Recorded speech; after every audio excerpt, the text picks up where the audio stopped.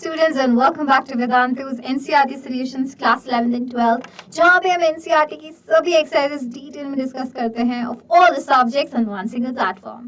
ये क्वेश्चन है आपकी केमिस्ट्री की क्लास 11th के NCERT का सबसे पहला chapter which is some basic concepts of chemistry का क्वेश्चन नंबर 1.22.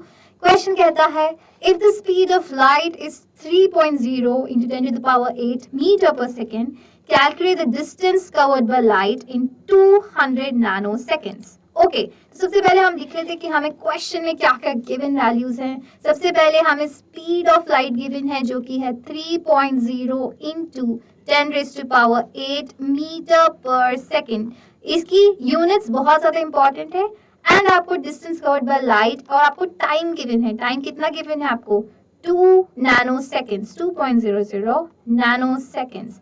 अब नैनो सेकेंड्स में कितने सेकेंड्स होते हैं ये आपको पता होना चाहिए. नैनो सेकेंड्स को मैं सेकेंड्स में कन्वर्ट करूंगी तो आएगा 2.00 into 10 raise to the power -9 seconds. ये मैंने कैसे कन्वर्ट किया, ये एक कन्वर्जन टेबल आपकी एनसीईआरटी बुक में भी गिवन है और उसका सिंपलर फॉर्मेट यहाँ पे मैंने आपको पेस्ट किया. इसका स्क्रीनशॉट ले लीजिए. इसमें सारी क्वांटिटीज प्रेजेंट हैं जो भी आपको फैक्टर्स पूछे जा सकते हैं जैसे यहाँ पे प्रेजेंट है. See this is the nano, this is a micro, this is milli, this is centi, this is femto, this is pico.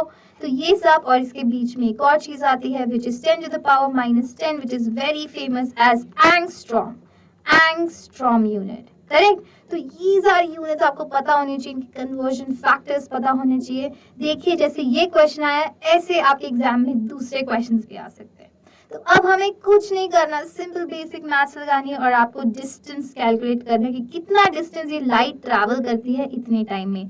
तो हमें पता है डिस्टेंस का फॉर्मूला क्या होता है, स्पीड इनटू टाइम. तो स्पीड हमें गिवन है 3.0 into 10 raise to power 8 metre per second और टाइम हमें गिवन है 2.00 into 10 raise to power -9 seconds. तो इससे मेरा डिस्टेंस आ जाता है 0.600 मीटर्स.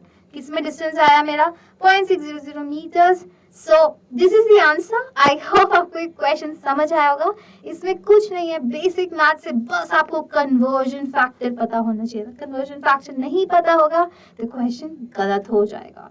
सो अब आपको इस टेबल की इंपॉर्टेंस समझ आ जानी चाहिए. Go through this table and फिर भी इस क्वेश्चन में कोई डाउट है तो let me know in the comment section below and I help you out and I see you in the next video. Also don't forget to like and subscribe the channel. Bye bye.